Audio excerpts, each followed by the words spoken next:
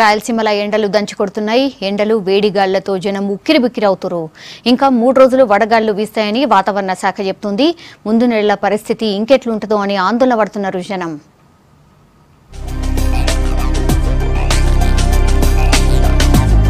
రాయలసీమల ఎండలు మండుతున్నాయి. ఇప్పటికే 41 నుంచి 43 డిగ్రీల దాకా ఉష్ణోగ్రతలు పెరిగినాయి. పొద్దుగాల నుంచే వడగాలులు షురవుతున్నాయి.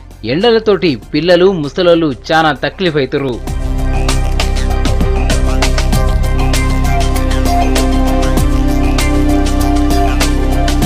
ఎమర్జెన్సీ పనులుంటే తప్ప జనం ఇండ్ల నుంచి కాలు బయట పెడతలేరు.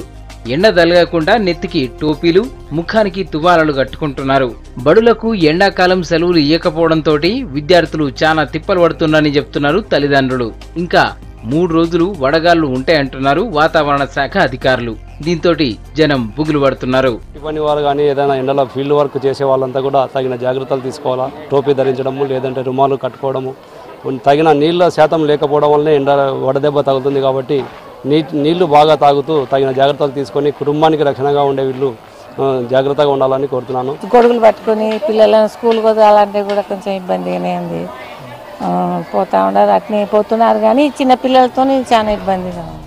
కర్నూలులో ఓ చారిటబుల్ ట్రస్ట్ వైద్య శిబిరాలు పెట్టింది. వడదెబ్బ తలగకుండా ఉండేందుకు జనానికి మందులిస్తాంది.